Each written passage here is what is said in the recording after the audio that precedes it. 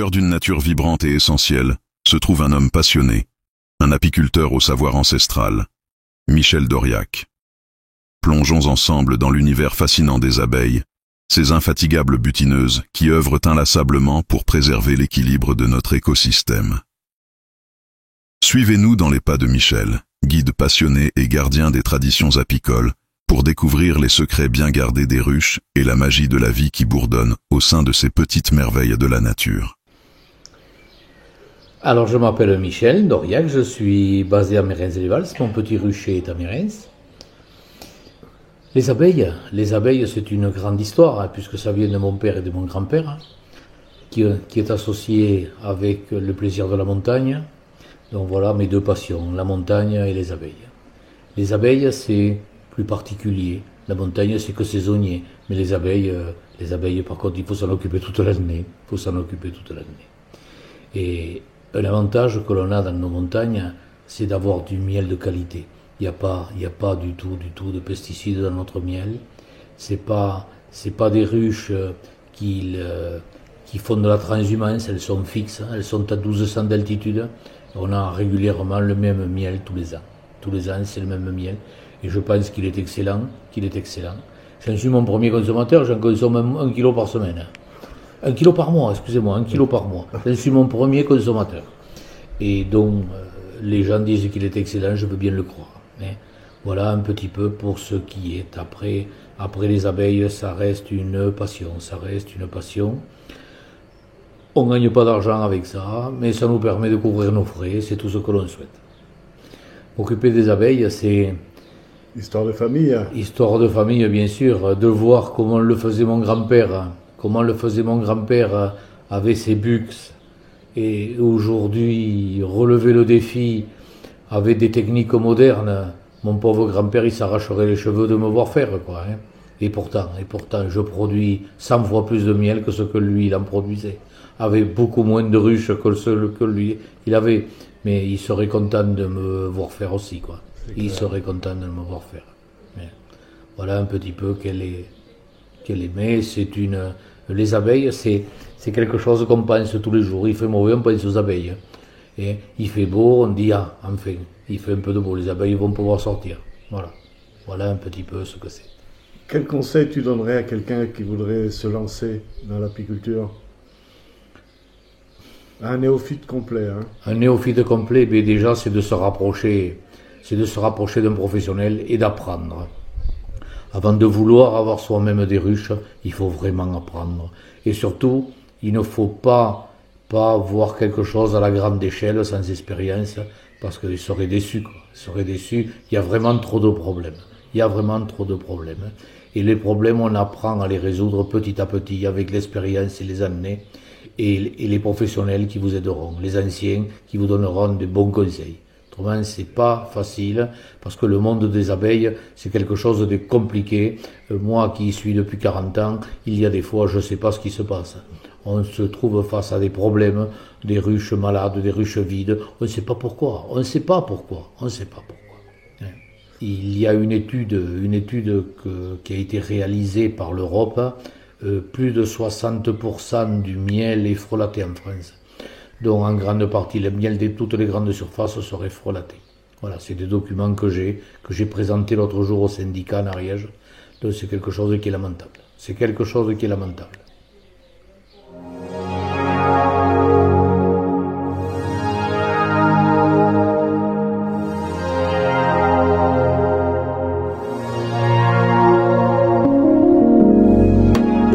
De mon père et mon grand-père et encore mes arrière-grands-parents, tous ces secteurs étaient destinés aux ruches.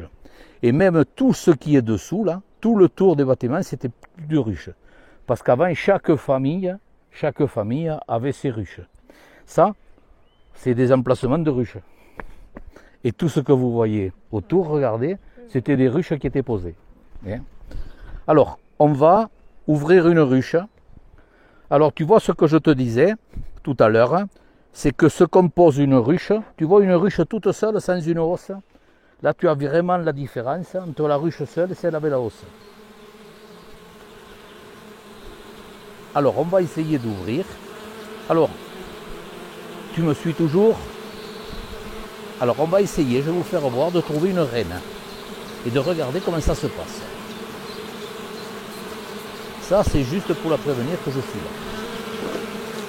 Alors il faudrait que si tu veux rester là toi, avec la caméra, viens à côté de moi, viens de l'autre côté. Viens de l'autre côté. Voilà. Tu vas prendre tous les éléments les uns après les autres. Ça c'est le chapeau. Voilà ce que je te parle tout à l'heure du nourrisseur. Tu vois l'appareil à quoi il me sert? À décoller, parce que les abeilles collent systématiquement.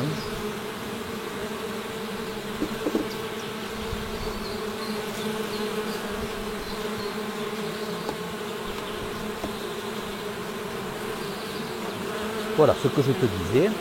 Ce que je te disais, c'est la seule partie que nous on va récupérer. Alors je vais te faire voir un petit peu comment ça se compose. Voilà, tu vois comment ça se compose. Les abeilles ont créé toutes ces alvéoles et elles vont le remplir. Et elles vont le remplir de miel. Là encore, elles n'ont pas encore mis un petit peu de miel.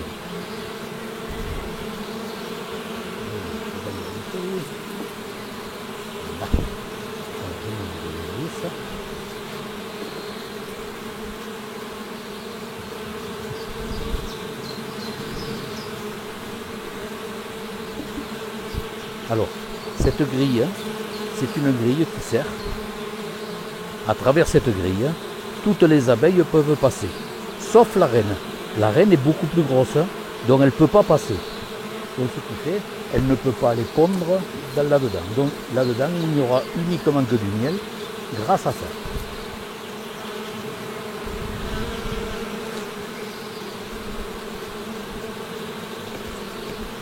Voilà, là on arrive vraiment dans la partie importante de la ruche. Alors,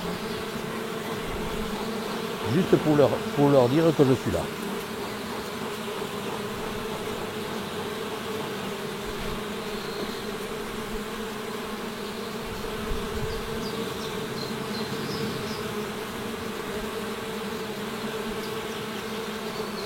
Vous appréhendez pas du tout. Là, je vais voir. Voilà toutes les parties que vous voyez, qui sont des petits points, ça s'appelle du pollen. Alors il y a quelque chose qui est important qu'on voit, c'est que là j'ai pas de mâles. Je vous ferai voir tout à l'heure les mâles. Là je n'ai que les femelles. J'ai que les ouvriers. Voilà l'autre côté. En voilà un mâle, ok. Là. Vous voyez qu'il est beaucoup plus gros. Vous voyez le mâle?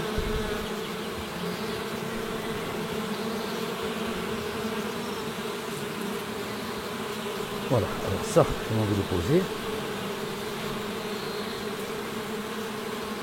Sur le côté délicat. Et là, je m'en vais contrôler. Je m'en vais contrôler s'il y a du miel, si je dois nourrir ou pas. Voilà l'autre. Je le contrôle et je vais chercher en même temps s'il y a du couvain. Du couvain, c'est de la ponte de la reine.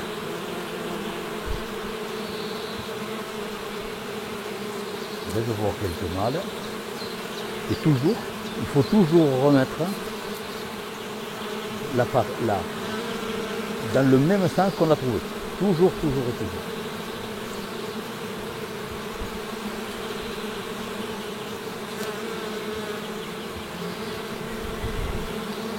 Voilà du couvain, regarde bien. Bien beau. Tu vois le couvain, c'est ça marron. Tu vois, c'est de la ponte de la reine.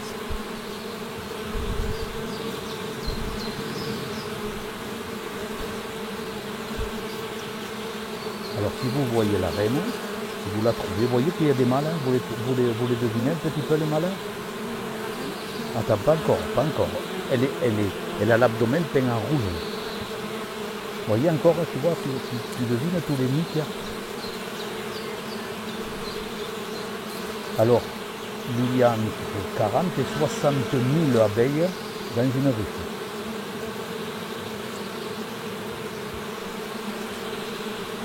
Pendant la saison de ramassage du miel, les abeilles vivent 3 semaines. Là, je cherche Madame la Reine et en même temps je vais compter le nombre de cases de ponte.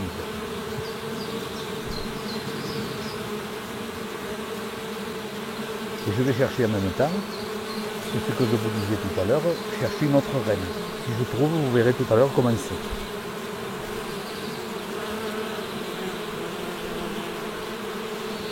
Alors généralement, le constat que l'on a, c'est que quand on contrôle une ruche, généralement c'est l'état de toutes les autres. Je l'ai la reine. Est-ce que tu la vois là? Là. Est-ce que tu la vois rouge?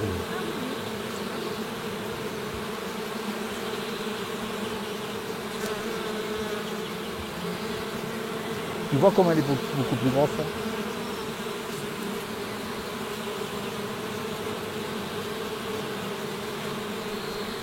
Voilà madame la reine.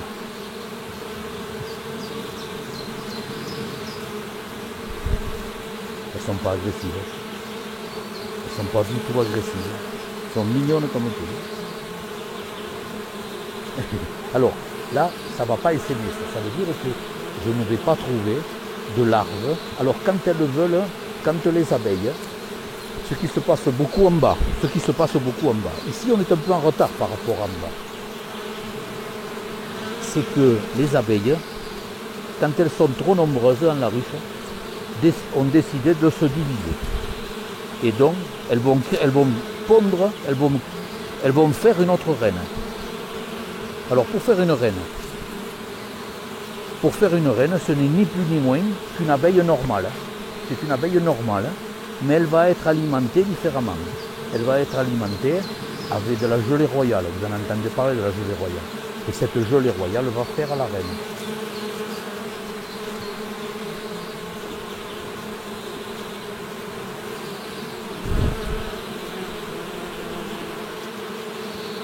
Voilà. Et si jamais j'ai un problème de... Si jamais j'ai un problème de météo, je vais venir nourrir ici. Ça reste toujours le nourriture. Ça, je l'ai de rabier celui-là. Alors je m'en vais, on va en ouvrir une autre. On va ouvrir celle-là.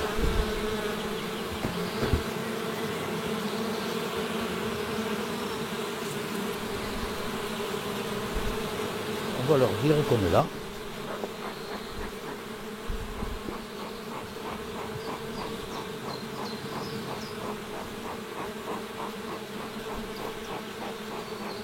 Mais les pauvres bêtes, elles n'ont pas pu ramasser grand-chose.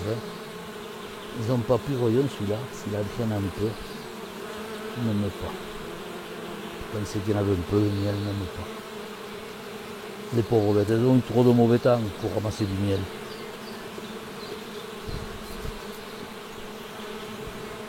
Alors, si tu me vois ça, c'est que les abeilles collent systématiquement. Tous les éléments sont collés. C'est pour ça qu'il nous faut cet appareil qui s'appelle un presse-spray. Et elle le colle avec quelque chose que vous connaissez qui s'appelle l'acropolis. Ça vous parle un peu ou pas? Acropolis.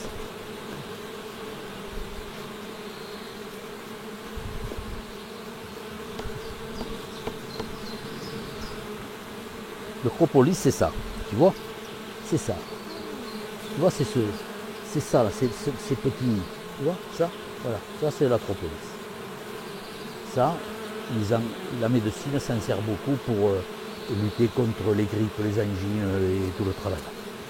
Donc là, on est toujours d'accord, si tu m'as bien compris, on est dans le corps de la ruche. Ça, normalement, on touchera, on ne prendra jamais du miel là-dedans, jamais. Alors mon contrôle, il est toujours le même. Non, pas celui-là. Il est coupé. Il me reste celui-là.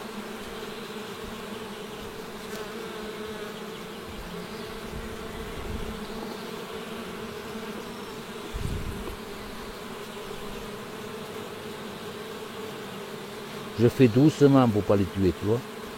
Je fais doucement.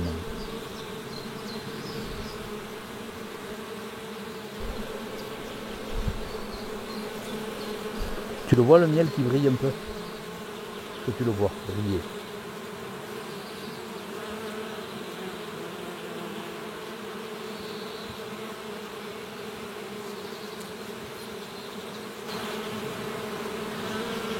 Donc là, je suis en train d'essayer de chercher s'il y a une autre reine qui est en train. J'en ai pas. Comment? C'est pas moi qui choisis, c'est une. Elle est plus grosse. Ça veut dire que c'est malin. c'est malin. Alors, s'il y a une reine, elle est sûrement sur les bords. Et c'est un petit peu en forme de... comme un petit bout de cigarette. Tu vois? Ça veut dire que c'est un étui, puisque la reine est beaucoup plus grosse qu'une abeille. Une abeille, elle naît dans une alvéole comme ça. Mais la reine n'a pas la place là-dedans. Donc il crée une alvéole exprès.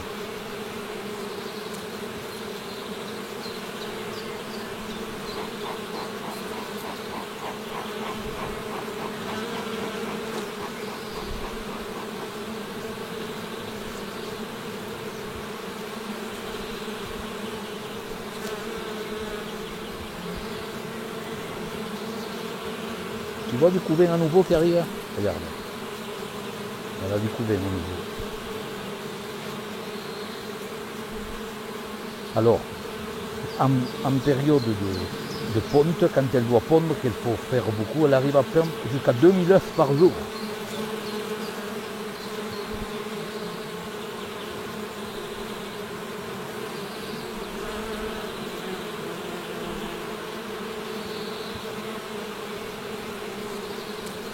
Tu vois pourquoi ça? Pendu. Dès que je m'en sers,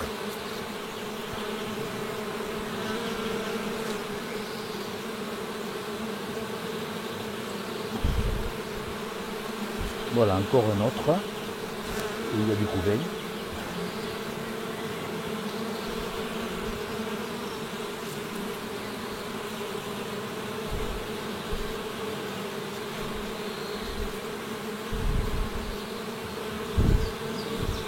Mais ça va, je n'attraperai pas de cellules. C'est pas encore, là, j'en ai pas. Voilà, là, je vais remettre tout à sa place. C'est toujours très important de remettre tout comme on l'a trouvé, même le sens des cadres. Je ne peux pas le tourner, parce que je m'en vais les désorienter.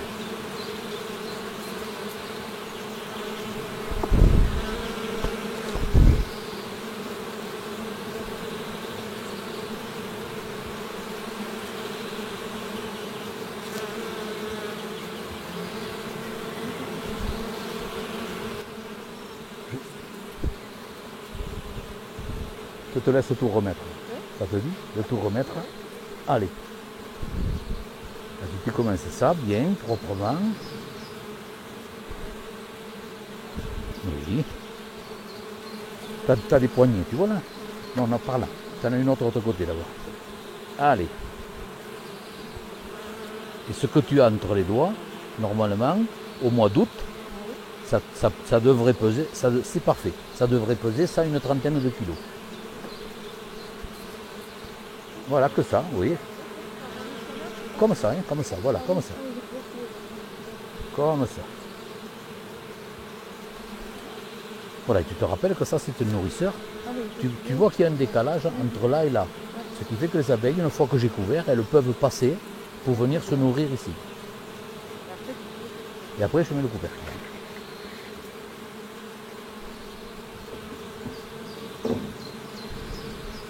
Voilà, il faut s'assurer que tout va bien. Et voilà, tu vois. Après, tu vois, l'hiver, on met ce genre de choses. C'est quelque chose qui se positionne à l'entrée.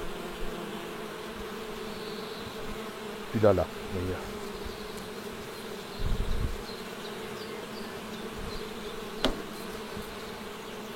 Quand je les transporte, les ruches, quand je les transporte, je le fais comme ça.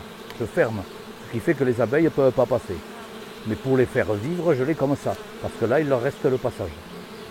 Mais ça, je l'utilise beaucoup quand il y a des frelons. Mais quand il n'y a pas de frelons, je ne l'utilise pas. Ça les gêne plus qu'autre chose.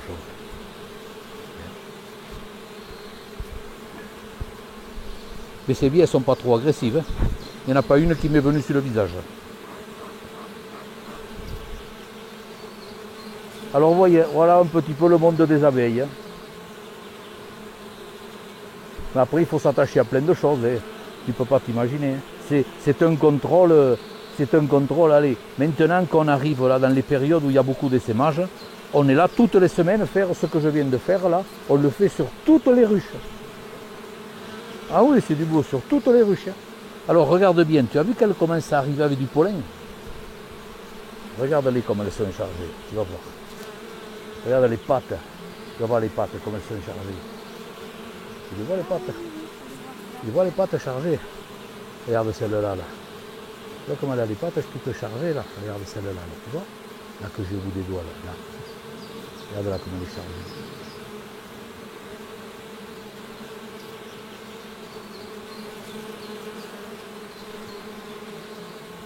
Allez, suis-moi, on s'en va au reste du rucher.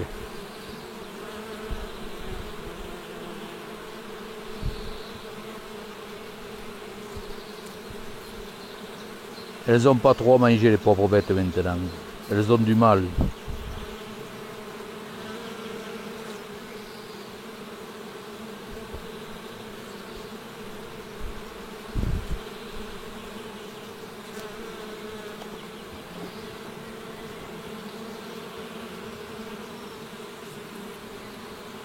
Ça, c'est des pièges à frelons, tu vois.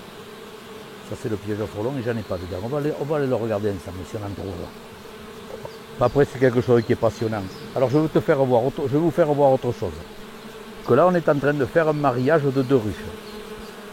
Alors, ça, pour faire un mariage, c'est deux ruches qui sont faibles. Et si tu les laisses toutes seules, elles vont mourir. Donc, le but, c'est de faire une colonie un peu plus importante. Pour faire une colonie importante, on les regroupe. Hein, on les marie.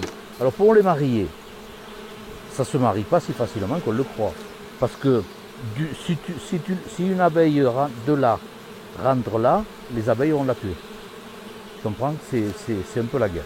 Alors, ce qu'on fait, les 2 ruches qu'on veut marier, on les met ensemble. Mais on les sépare avec du papier journal.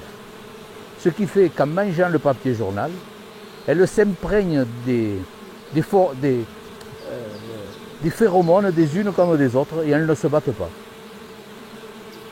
Et tout simplement avec un papier journal. Tu vois, là, des pêches, des fois, ça sert à bien des choses. Hein. Voilà, et si tu voyais, quand on l'ouvrira, tu vois, c'est troué par des petits trous. Et tu vois, et petit à petit, elles communiquent et elles ne se tuent pas. Alors voilà comment on arrive à marier, des ruches.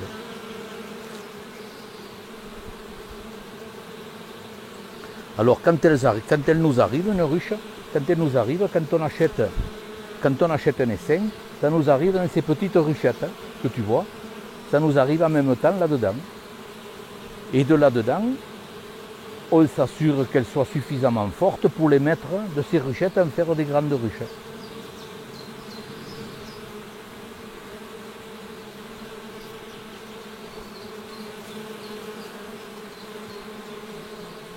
Voilà un petit peu. Allez, je vous amène à l'autre partie là-bas. C'est pour ça que j'ai installé, c'est bien commode après parce que quand je te garantis que des fois, en plus avec ça, ça fait énormément chaud. Il fait énormément chaud l'été quand on vient pour... On n'a pas froid. Alors un autre produit qu'on utilise, je vais te le faire voir. Tu vas me suivre, je vais te faire voir. Je ne sais pas s'il en reste encore.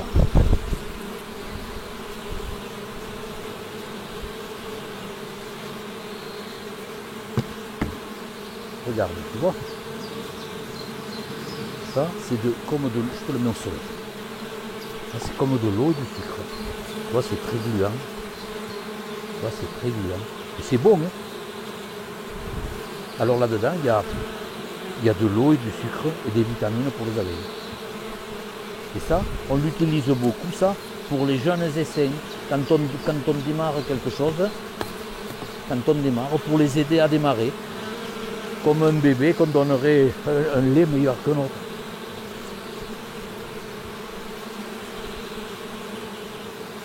Et là, celui-là, j'ai créé celui-là, rucher, parce que l'autre là-bas, on était trop petit.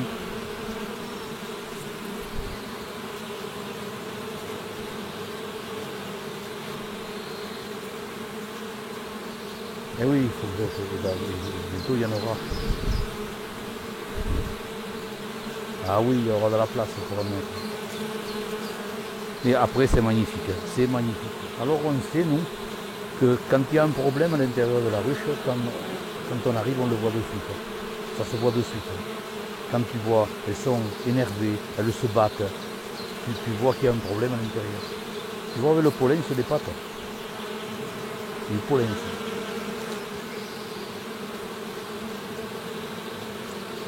Alors, sur le mois de juin, juillet, il y a la floraison des rhododendrons que tu as vu en photo. Et les rhododendrons, tu les as en montagne, ils sont que en montagne. Alors le matin, c'est quelque chose de magnifique.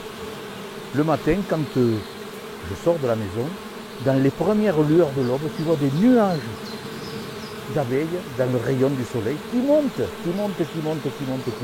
C'est des nuages entiers pour aller butiner les rhododendrons. Et toute la journée, tu as que ça, des allées, venir, aller. Mais le nourrissage des abeilles, si tu le prends en détail, il est important ça. Je te donne une ruche, une grosse ruche comme celle-là. Tu vois, une grosse ruche, celle-là. Il y a une surveillance qui est importante. Quand on a des saisons comme maintenant, où il fait mauvais, énormément mauvais. Dans les ruches, les abeilles ne peuvent pas sortir. Mais l'abeille, la reine, elle a anticipé. Pour la mieler, il faut beaucoup d'abeilles. Donc elle a pondu. Donc il y a beaucoup d'abeilles qui sont nées. Beaucoup. Donc toutes ces abeilles se regroupent à l'intérieur. Et chaque abeille, si elle ne peut pas sortir, il faut qu'elle mange, sinon elle va mourir.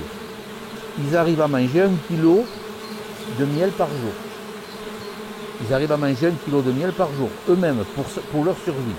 Ce qui fait que nous, on doit énormément le surveiller ça, parce qu'elles ont vite fait de vider toutes les réserves. Et quand elles n'ont plus de réserve, eh bien, elles meurent, tout simplement. Elles meurent. Alors on a besoin dans les moments difficiles d'être plus présent que jamais. Plus présent que jamais. Et si tu voyais que quand on ouvre une ruche, on voit de suite s'il y a un problème de nourriture. Parce qu'on dirait que les abeilles, elles sont amorphes. Tu sais, elles sont au ralenti. Tout est au ralenti. Et dans la mesure où tu leur as donné à manger le matin, l'après-midi, si tu reviens, c'est plus la même chose. Tu sens que ça a redonné de la vie. Quoi. Alors tu peux avoir une ruche très importante, une grande ruche, si tu ne fais pas attention, mais tu la perds. Et quand tu arrives, tu trouves tout de mort à l'intérieur. Voilà ce qu'est la vie des abeilles, la vie des ruches. J'espère que ça vous aura plu. Et puis, je te ferai remonter une autre fois où là, j'aurais voulu te faire voir, pas la naissance d'une reine, mais comment te dire, déjà, ce qu'est le couvain d'une reine, comment va naître une reine, les éléments qui constituent une reine. Et là, c'est pas le cas. Ça sera le chapitre 2. Alors, et tu vois, finalement, ils ne sont pas agressifs. Il en avait tout un tas dessus tout à l'heure, il en a plus. Si jamais il me faut, des fois, il m'appelle en bas. À l'Iran, il m'appelle pour aller récupérer un essaim, tu sais. Il m'appelle, ça c'est intéressant. Ça c'est intéressant. Si tu vois, j'attrape la reine, je trouve la reine, je la mets dans la ruche. Et toutes les abeilles, je n'ai pas besoin de les mettre dans la ruche. Toutes, elles suivent, elles y vont. Et elles sont devant la porte, elles les appellent. Tu vois, des abeilles appelées, c'est joli de les voir appeler. Ça, c'est des choses magnifiques. Voilà, je vous aurais fait un petit peu toucher du doigt ce que j'aime bien. Et on ne peut pas être plus dans la nature que là. Et on n'a pas des immeubles autour de nous. Et regarde, quand tu te tournes, regarde, tu te croirais seul au monde.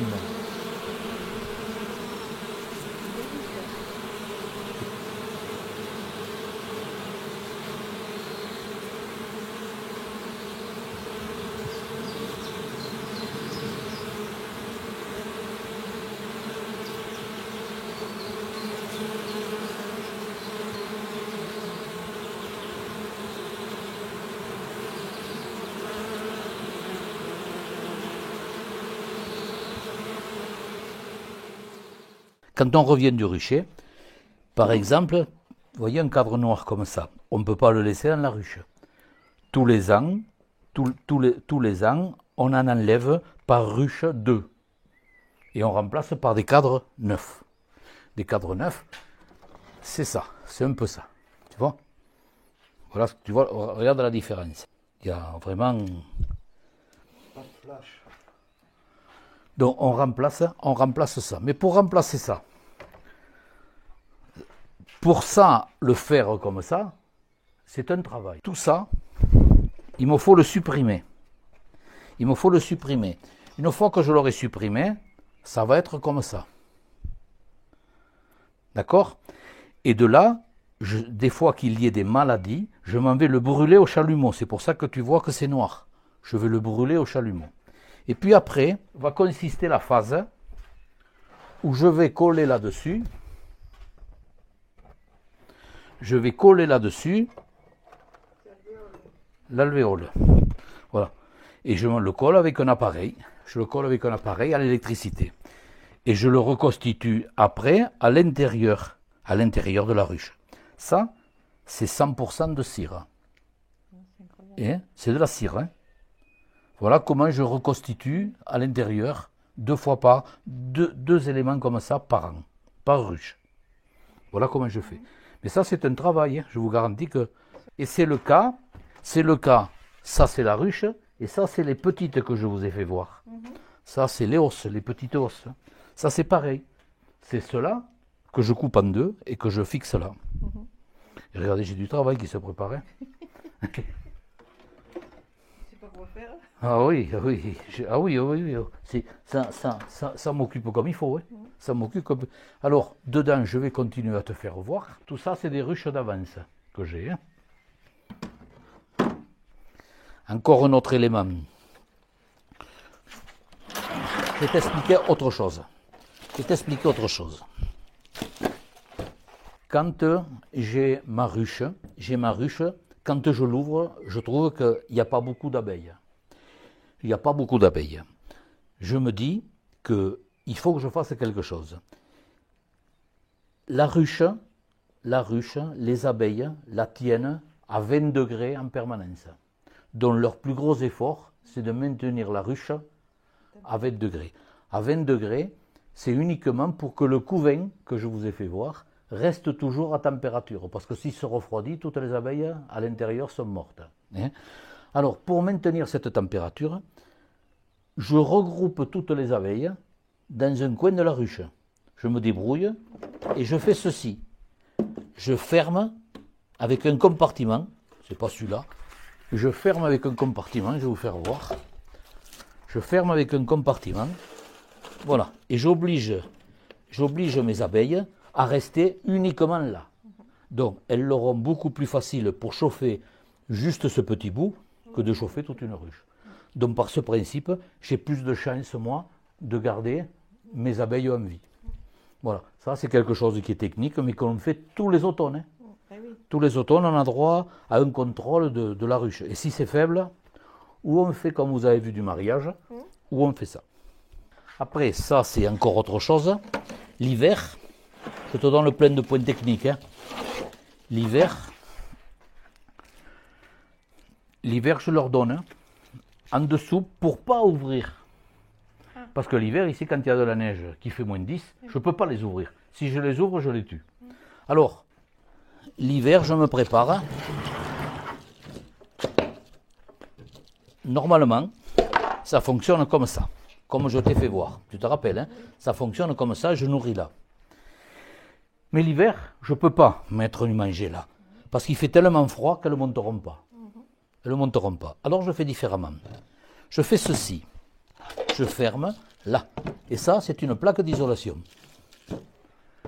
Et là, je leur mets ces barres de candy que je t'ai fait voir. Tu sais, je le troue. Voilà, ça, je fais un trou au milieu et je le pose là. Comme ça, je leur donne à manger sans avoir touché à la température de la ruche. Et donc, elles vont venir manger partout. Et en plus, ça, je ferme comme ça. Au lieu de l'avoir comme ça, comme tu as vu, je ferme. Voilà comment je fais passer souvent mes ruches en hivernage. C'est pour ça que quand je viens contrôler à manger, je lève ça, mais je ne touche pas la température de la ruche. Tu vois, c'est fermé. C'est fermé.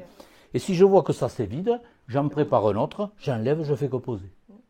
Voilà ce qui me permet de faire vivre plus longtemps mes abeilles. Et ça, je vais te dire, hein, c'est des choses souvent que tu n'as pas dans les livres. Regarde, tu vois que que le système de nourriture est important. Hein. Regarde mon stock. Tu vois, regarde. Regarde si j'en ai des. Ça, c'est ce que j'ai sorti. Ce que j'ai sorti là. Donc ça, c'est un appareil, l'extracteur. Ça fonctionne avec une manivelle. C'est ça que l'on rentre à l'intérieur. Et par centrifugage, ça, il faudra que vous veniez. Je l'ai difficile à te l'expliquer. Quand je le prends, ça c'est plein de miel. Tu vois, celui-là, il a été plein de miel. Ce que je fais, il faut que je désopercule. Parce que une fois que les abeilles, elles ont rempli chaque alvéole, elles mettent une couche de cire pour le fermer. Ça veut dire que le miel, il coule pas. Donc, pour qu'il coule, il me faut prendre un appareil qui s'appelle comme ça. Et là, je m'en vais ouvrir tous les opercules. Une fois que j'ai ouvert tous les opercules de chaque côté, je le rentre dans cette machine. Il y en va 10 comme ça. Et au bout de 10, on rentre en mouvement. Et c'est le mouvement de centrifugeuse qui fait couler le miel. Voilà un petit peu ce qu'est. Alors ça, c'est notre stock de os. Après, courant l'été, on va les contrôler. On va les contrôler. Notre os, ce qui fait qu'on va ouvrir.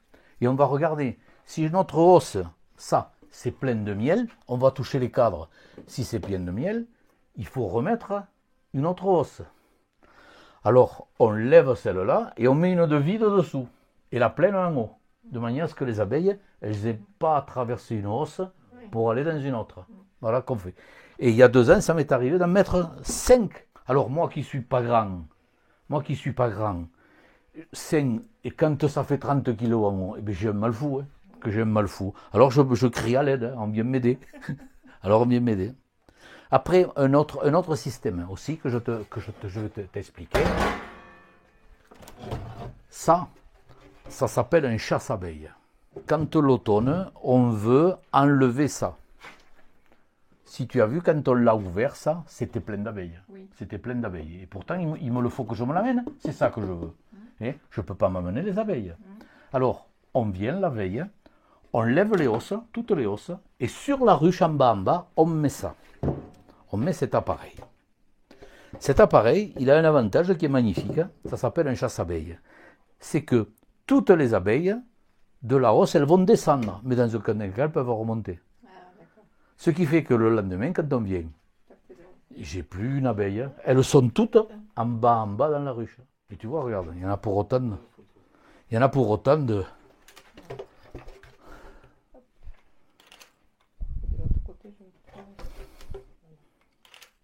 chasse-abeilles. Et tu vois, regarde, il y en a un. Est-ce que tu es heureux avec tes abeilles? Oh oui, tu as pu le voir ce matin. Être heureux, c'est une passion. Mais l'abeille, elle a des moments difficiles. Comme là, ces temps-ci, il y a des moments difficiles. Et surtout, on aurait un enfant à garder, je crois qu'on s'en occuperait moins par rapport à ce qu'on fait pour les abeilles. Ça fait presque partie de la famille, quoi. Ça fait presque partie de la famille, c'est quelque chose qui est important, ça. Et mon plaisir, c'est souvent de faire parcourir. Je te disais que je vends du miel et je prends plaisir à amener les enfants, quand ils viennent, les amener autour d'une ruche, leur faire toucher du bout des doigts ce qu'est une abeille. Tout le monde a une a priori de quelque chose, que ça pique. Non, rien de tout ça. L'abeille, c'est presque un être sensible, quoi. L'abeille, c'est une science. Parce que, comme je t'expliquais ce matin, malgré ça presque 40 ans que je m'occupe d'abeilles, il y a des choses dont on ne sait pas. On se trouve devant des problèmes dans le monde des abeilles qu'on n'a pas d'explication. On ne sait pas pourquoi. Il s'est passé un événement, on ne sait pas pourquoi. Pour nous, tout était normal. Je te donne un exemple. Ça nous arrive de trouver des ruches qui sont mortes et la ruche est pleine de miel. Et pourtant, on n'a pas, nous, recélé de maladie. Il y a une maladie qui est le varroa, que l'on traite régulièrement, et je te dis, tout est mort. Et on ne sait pas, je te donne un exemple, on ne sait pas du tout ce qui est arrivé. On trouve toutes les abeilles mortes en bas de la ruche, et même une autre fois, on trouve la même chose, la ruche est vide. Tout est parti, pourtant ça n'a pas essaimé, c'est vide, la ruche est pleine de miel, et toutes les abeilles sont parties. sans savoir ni comment, ni pourquoi. Quel est le phénomène? J'ai jamais trouvé d'explication à tout ça. Là, ce que j'aimerais te faire voir, c'est quand j'ouvre des ruches, puisque je t'expliquais ce matin, que la ruche, quand elle est trop peuplée, elle se divise naturellement. Et ça, depuis la nuit des temps, je te disais qu'il n'y avait pas l'homme sur Terre, que l'abeille existait. Donc l'abeille a toujours divisé. C'est dans le gène de l'abeille. Et quand elle est trop nombreuse, elle se divise. À ce moment-là, je t'expliquais que les abeilles, c'est pas la reine qui commande, dans aucun des cas. L'abeille n'est qu'un instrument. La reine n'est qu'un instrument dans une ruche. C'est la communauté des abeilles qui prennent des décisions. Elles disent on est trop nombreux, il faut diviser. Et elles créent une cellule qui sera une deuxième reine. Quand cette deuxième reine, elle va naître, cette deuxième reine, elle va naître. Elle va sortir de la ruche, elle va aller se faire féconder. Et le système de la ruche est tellement bien fait, que si jamais elle ne revient pas, cette reine, il y en a d'autres reines qui attendent. Alors quand cette reine elle va revenir, c'est là qu'il va se passer l'essaimage que tu connais. Ça veut dire que cette reine, elle va partir, non, c'est pas celle-là. Cette reine va rester, la jeune reine va rester à l'intérieur de la ruche. Elle va rester à l'intérieur de la ruche. Mais la reine vieille va partir. Elle va amener une grande partie de la ruche. Mais la jeune reine qui va rentrer dans la ruche, toutes les cellules de reine qui attendent à naître, et bien cette reine, elle va aller tuer toutes les reines qui sont prêtes à naître. La reine va les tuer à toutes dans l'œuf. Ok, ben je te remercie, Michel. Eh bien, écoute, avec plaisir.